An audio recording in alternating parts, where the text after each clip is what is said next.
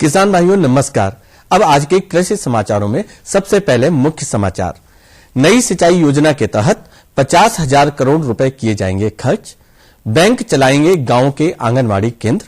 सूखाग्रस्त जिलों में पूर्व में बीज प्राप्त कर चुके किसानों को भी मिलेगा अतिरिक्त अनुदान। सहकारी चीनी मिलों को उत्तर प्रदेश सरकार ने दी शासकीय गारंटी। सूखाग्रस्त जिलों के लिए प्रदेश सरकार ने केंद्र को भेजा प्रस्ताव। आईआईटी कानपुर खेती के क्षेत्र में भी शुरू करेगा कोर्स। प्रदेश सरकार ग्रामीणों को दी जाने वाली सुविधाओं की परखेगी हकीकत। और लखनऊ के कमिश्नर ने दिए धान खरीद में तेजी लाने के निर्देश। अब समाचार विस्तार से। कृषि उत्पादकता बढ़ाने के लिए सरकार प्रधानमंत्री कृषि सिंचाई योजना के तहत अगले 5 साल में 50,000 करोड़ रुपए खर्च करेगी। वित्त मंत्री ने मंत्रिमंडल के फैसलों के बारे में कहा कि केंद्रीय बजट से अगले 5 साल में 50,000 करोड़ रुपए का उपयोग प्रधानमंत्री कृषि सिंचाई योजना के लिए किया जाएगा। इसके अलावा इसमें राज्यों का भी योगदान होगा। उन्होंने कहा इसका उपयोग मनरेगा, महात्मा गांधी राष्ट्रीय ग्रामीण रोजगार गारंटी अधिनियम के प्रमुख अंगों की सहायता में भी इस्तेमाल किया जा सकेगा। प्रधानमंत्री की अध्यक्षता वाली आर्थिक मामलों पर मंत्रिमंडलीय समिति की बैठक में यह फैसला किया गया। उन्होंने कहा कि चालू वित्त वर्ष में इस काम के लिए 5,300 करोड़ रुपए का आवंटन किया गया है। उम्मीद है कि इस साल के खर्च से अतिरिक्त 6 लाख हेक्टेयर भूमि को सिंचाई के दायरे में लाया जाएगा, जबकि 5 लाख हेक्टेयर इलाके में ड्रिप सिंचाई की भी सुविधा की जाएगी। इसके तहत 1,300 जल संवर्धन परियोजनाओं को पूरा करने का लक्ष्य है। गांव के आंगनबाड़ी केंद्रों में जाने वाले बच्चों को कुपोषण से लड़ने के साथ खेलने और पढ़ने के लिए बेहतर संसाधन भी मिलेंगे। कारपोरेट सोशल रिस्पांसिबिलिटी CSR के तहत 24 बैंकों ने राजधानी के 26 गांवों के आंगनवाड़ी केंद्रों को गोद लिया है। बैंक इन केंद्रों के बच्चों को यूनिफॉर्म, किताबें, कापियां, फूड सप्लीमेंट देने के साथ केंद्र के भवन की मरम्मत, खेलकूद का सामान, फर्नीचर के इंतजाम समेत दूसरी गतिविधियां भी संभालेंगे। सूखाग्रस्त जिलों में रबी 2015-16 में डीबीटी प्रक्रिया से जिन किसानों ने पूर्व में बीज प्राप्त किया है उन्हें भी अतिरिक्त अनुदान मिलेगा। अनुदान की धनराशि RTGS के जरिए किसानों के खातों में भेजी जाएगी। वित्तीय वर्ष 2015-16 में योजना के तहत राज्य सेक्टर से सूखाग्रस्त जिलों में प्रमाणित बीजों के वितरण पर अतिरिक्त कुल धनराशि 59.22 करोड़ रुपए का खर्च अनुमानित है। प्रदेश सरकार ने 22 सहकारी चीनी मिलों को 15.84 अरब रुपए की शासकीय गारंटी दी है। इसके साथ ही गारंटी शुल्क भी माफ करने का निर्णय लिया है। यह धनराशि 31 दिसंबर तक उपलब्ध करा दी जाएगी। यह चीनी मिलों के पेराई सत्र 2015-16 के लिए जिला सहकारी बैंकों के सापेक्ष उपलब्ध कराई जाने वाली नगद साख सीमा की सुविधा के लिए दी गई है। सूखा पीड़ित किसानों की मदद के लिए प्रदेश सरकार ने केंद्र को प्रस्ताव भेज दिया है।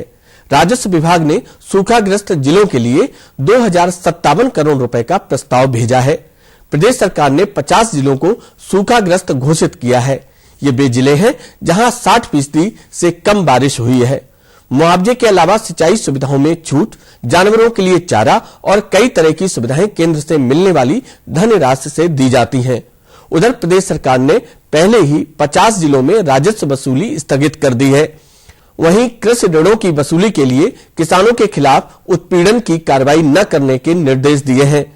आईआईटी कानपुर 11 जनवरी 2016 से agriculture massive open online courses AG MOOC की शुरुआत कर रहा है। राज्यों की एग्रीकल्चर यूनिवर्सिटी के प्रोफेसर और स्टूडेंट के अलावा किसान भी इसका फायदा उठा सकेंगे। एक कोर्स की ड्यूरेशन 6 से 8 हफ्ते के बीच होगी। आईआईटी कानपुर अब तक इंजीनियरिंग और मैनेजमेंट से संबंधित कोर्स को MOOC के तहत चलाता रहा है। विकास योजनाओं का लाभ ग्रामीणों तक पहुंचाने के लिए एक प्रशिक्षण शिविर का आयोजन किया गया।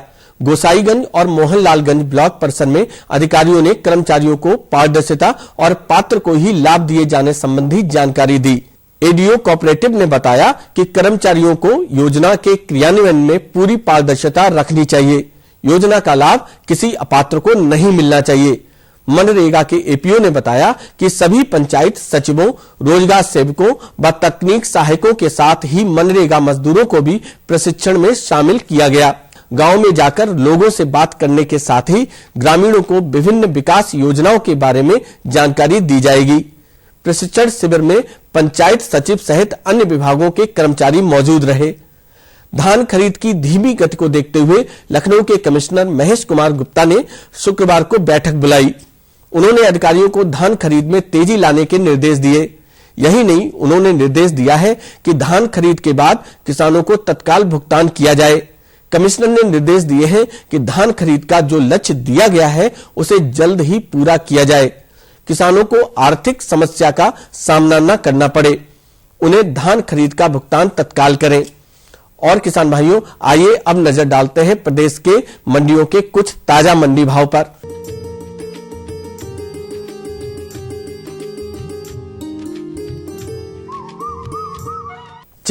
चावल की बात करें तो चावल का भाव प्रति क्विंटल इस प्रकार रहा।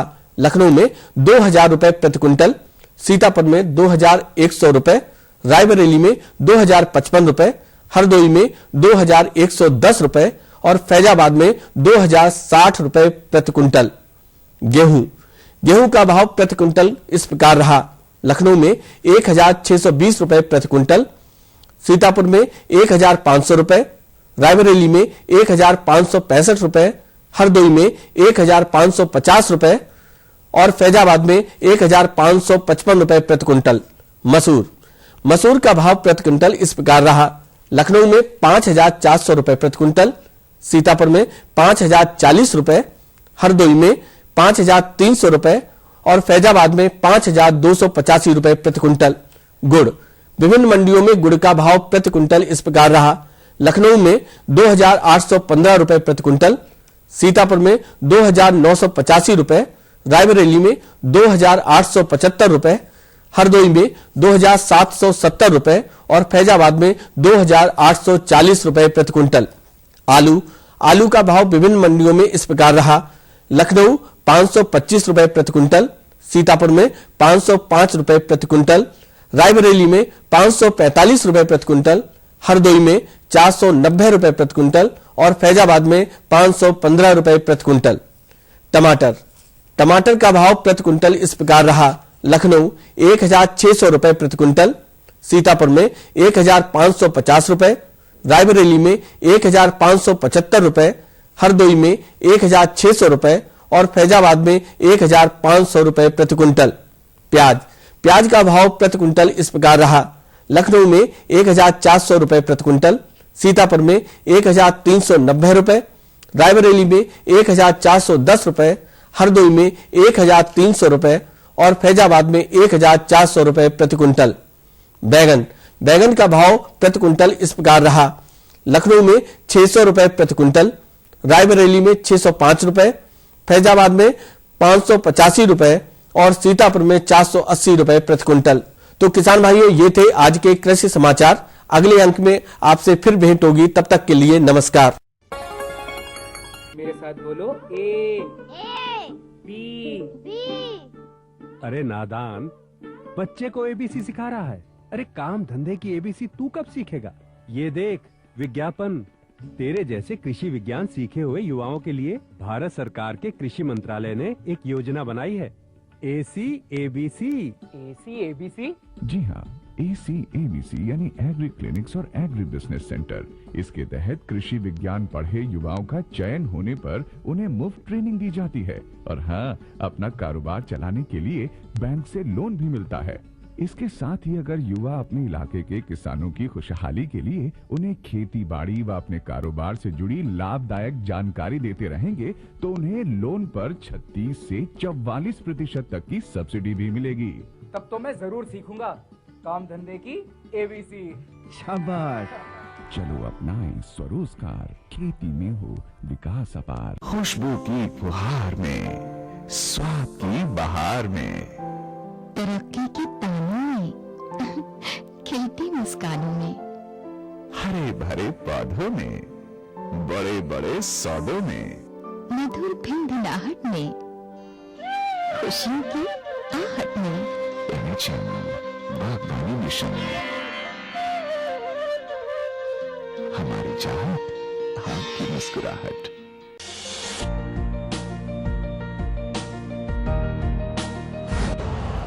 यूरिया का स्वदेशी उत्पादन 70 लाख टन बढ़ाने के लिए 6 उर्वरक संयंत्रों का उद्धार किया जा रहा है।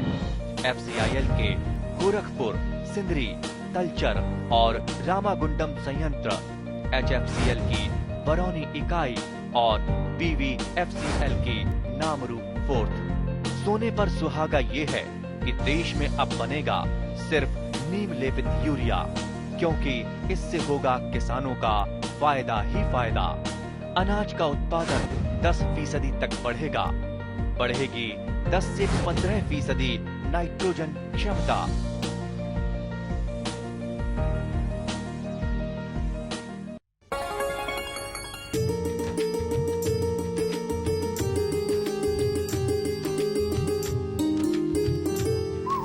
किसान मेरे नमस्कार। कृषि की जानकारी से भरे इस कृषि दर्शन कार्यक्रम में आप सभी का स्वागत है। हमारे कार्यक्रम का मुख्य उद्देश्य आपको नई से नई जानकारी देना है, जिससे आप अधिक से अधिक लाभ ले सकें। जानकारियों क्रम में आज हम बात करेंगे तिलहनी फसलों की देखभाल की, और इसी विषय पर जानकारी देने के लिए आज हमारे बीच है डॉक्टर विनय प्रताप सिंह, कृषि विज्ञान केंद्र अंबरपुर, सीतापुर से। डॉक्टर साहब का स्वागत है हमारे कार्यक्रम कृषि दर्शन में। डॉक्टर साहब, ये मौसम में जो बदलाव आ गया है, एकदम से ठंड शुरू हो गई है, आम जनजीवन इतना ज्यादा अस्त व्यस्त है, परेशान है, क्योंकि एकदम से ठंड हो गई, कोहरा पड़ने लगा और बाकी परेशानियां कुछ चीजों की बढ़ रही हैं, कहीं फायदा है तो कहीं नुकसान है। तो ऐसे में जो हमारी तिलहनी फसल है, उनको क्या नुकसान हो सकता है, तो उसके लिए बचाव क्या क्या करें हमारे किसान भाई? देखिए, जैसे जैसे ये मौसम परिवर्तन हो गया है जी, ठंड हमारे खेतों में घुस रहा है, परिवर्तन हो रहा है, तो हमारे फसलों को बहुत ज्यादा नुकसान करेगा। स्पेशली तिलहनी फसलों को हम लोगों को बहुत ज्यादा नुकसान पहुंचेगा। इसलिए इस वक्त जो हमारी सबसे बड़ी प्राथमिकता है कि हम इस ठंड से पौधों को बचाने के लिए, पाले से बचाने के लिए सिंचाई करें। सबसे पहली बात है कि जैसे हम सिंचाई करते हैं, तो सिंचाई करते वक्त ये ध्यान दीजिए कि सिंचाई कब हुई है, पहली सिंचाई कब हुई है, दूसरी सिंचाई कब हुई है। मतलब मुख्य एक पॉइंट तो हो गया सिंचाई, हाँ, एक बिंदु। सिंचाई के अलावा भी और क्या, खरपतवार, खाद या और भी कुछ बिंदु हैं इसमें? देखिए, अगर पौधे की हाइट जो, अगर हमारा तिलहनी फसल है, चाहे सरसों हो गया या तोरिया हो गया, अगर उसकी ऊंचाई हमारे घुटने की हाइट से ज्यादा हो गई है, तो ये समझिए कि खरपतवार का बहुत ज्यादा प्रभाव हमारे खेतों पर नहीं है। खरपतवार के लिए हमें नियंत्रण करने की बहुत ज्यादा जरूरत नहीं पड़ेगी। और फसल सुरक्षा की अगर बात करें, हाँ, फसल सुरक्षा में अगर हम देखें तो कीटों का प्रभाव और रोगों का प्रभाव, इस वक्त कीटों का प्रभाव भी बहुत तेजी से होगा और रोगों का प्रभाव भी बहुत ज्यादा तेजी से होगा। मुख्य तौर पर ये 4 किसान भाइयों बिंदु हैं आज के समय में तिलहनी फसलों की देखभाल करने के लिए। एक तो सिंचाई, दूसरा खरपतवार, तीसरा फसल सुरक्षा में रोग और कीट। तो अब हम बात करेंगे थोड़ा विस्तार से, जिससे कि आप इन चीजों को समझ सकें।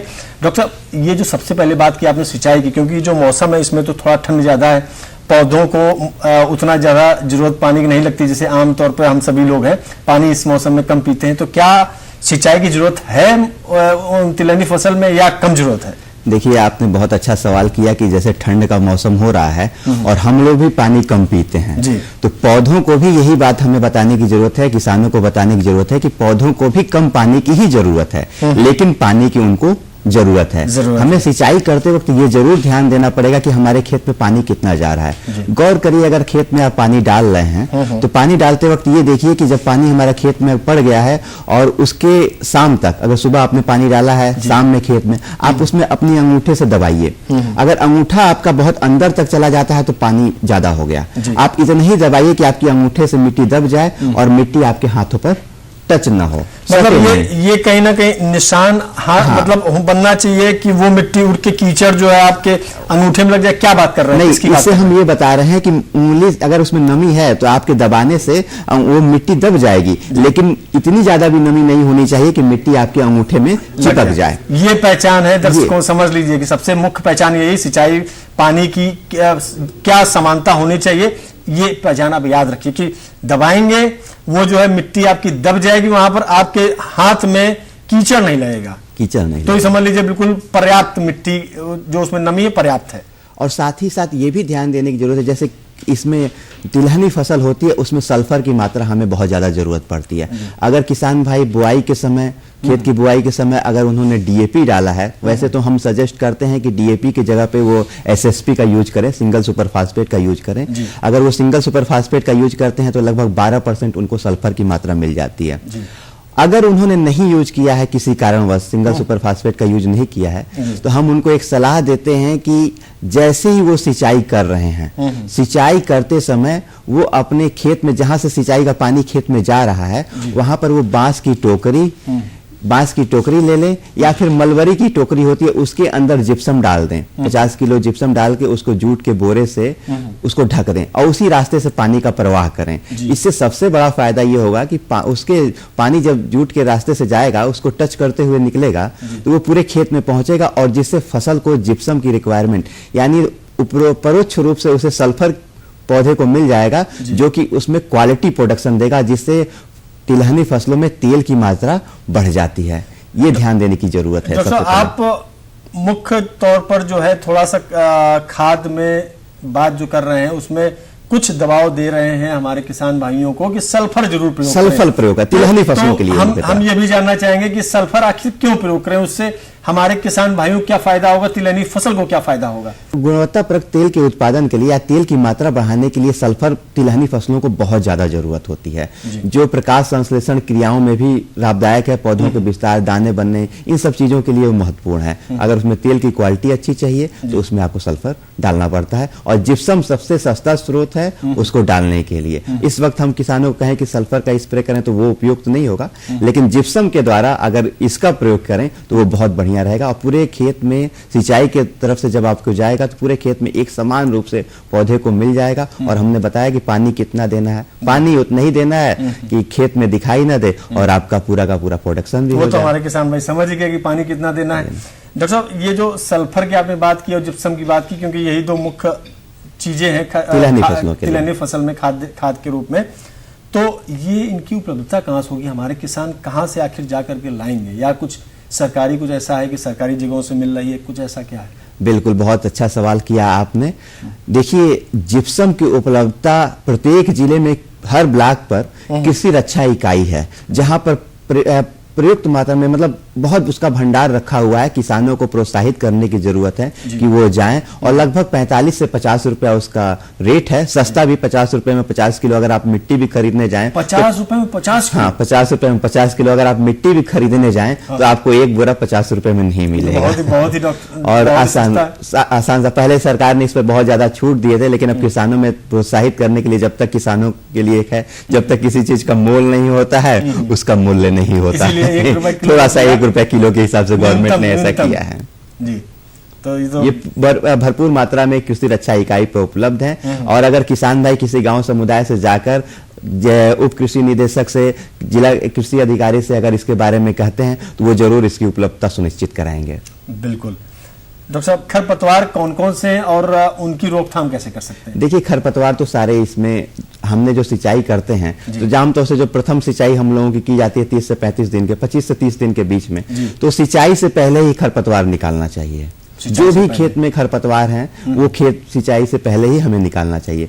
उसके बाद प्रथम सिंचाई के बाद जब दूसरी बार खरपतवार निकालते हैं तो लगभग दूसरे सिंचाई और प्रथम सिंचाई के बीच में, मतलब 15 दिन के अंतर पर हमें फिर से उसकी खरपतवार निकालना चाहिए, जिससे पूरी तरीके से खरपतवार निकल गए। और हमने बताया कि अगर घुटने के बराबर हमारा पौधा हो गया है तो उसे खरपतवार निकालने की जरूरत नहीं है। और अगर खेत में फूल आ गए हैं उस वक्त अगर हम खरपतवार निकालते हैं तो हमारे परागण के लिए भी बहुत नुकसानदेह होता है। खेत में इस तरीके से नहीं घुसने की हम सलाह देते हैं कि किसान उसमें जाएं, इस बात का ध्यान रखें जी। और डॉक्टर साहब, ये तो आपने बता दिया कि खरपतवार निकलने के पहले क्या कर सकते हैं, अगर इतने बड़े हो गए हैं तो क्या कर सकते हैं। क्या कुछ बीज की अवधि ऐसी नहीं है कि खरपतवार घुटने से भी छोटे हो और फूल की अवस्था भी ना हो और खरपतवार हमारे खत्म हो जाए, निराई गुड़ाई या दवा डाल के, ऐसा भी कुछ होता है क्या? सर, दवा का प्रयोग करने के लिए अभी तक हम लोग दवा प्रयोग करने के लिए कोई संस्तुत नहीं करते हैं।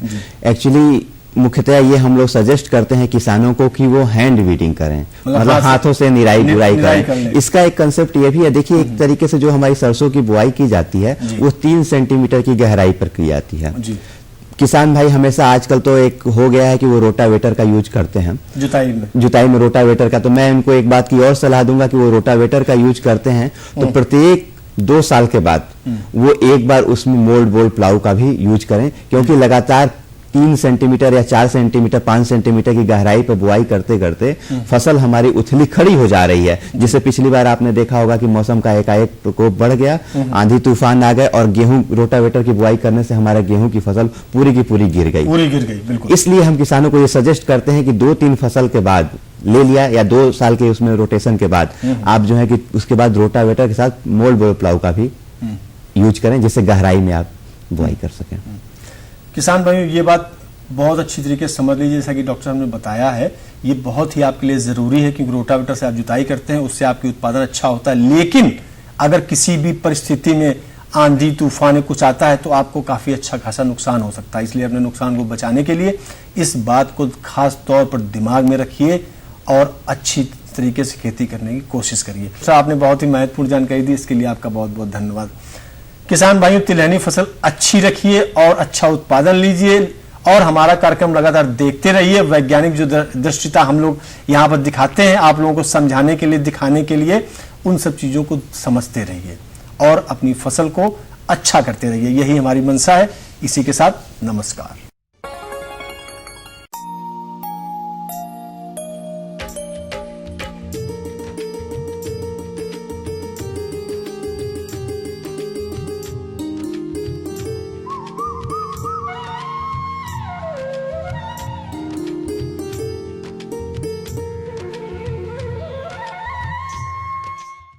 किसान भाइयों नमस्कार।